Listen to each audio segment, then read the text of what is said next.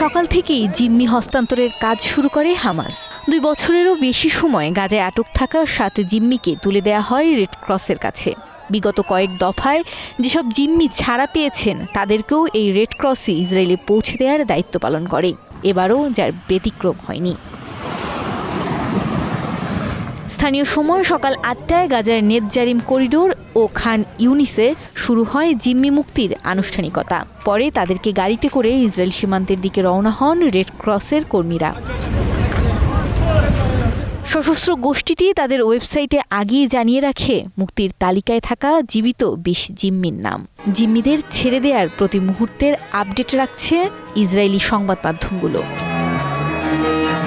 ধাপে ধাপে ইসরায়েলকে বুঝিয়ে দেয়া হবে জিম্মি অবস্থায় মারা যাওয়া ইসরায়েলিদের মরদেহ। এ সংখ্যা 26 বলে ধারণা করা হচ্ছে। চুক্তি অনুযায়ী ইসরায়েলি কারাগার থেকে 2000 ফিলিস্তিনি বন্দীকে ছেড়ে দিচ্ছে ইসরায়েলও, যাদের মধ্যে 1700 জনই গাজার বাসিন্দা।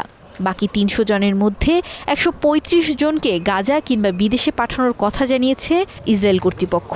100 জনকে পশ্চিম তীরে ও পূর্ব জেরুজালেমের 15 বাসিন্দাও ঘরে ফেরার অপেক্ষায়।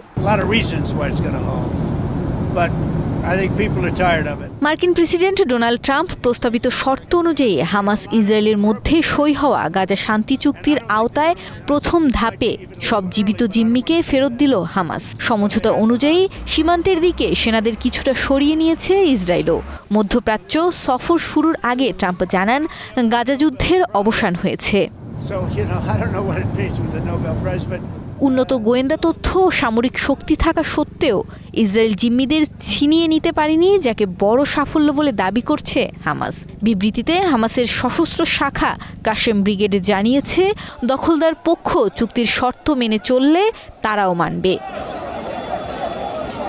এদিকে বিধ্বস্ত ঘরবাড়িতেই ফিরছেন গাজাবাসী, ঢুকছে ত্রাণের ট্রাকও। তবে প্রয়োজনের তুলনায় ত্রাণ সামগ্রী খুবই সামান্য বলে জানিয়েছে আন্তর্জাতিক সংস্থাগুলো।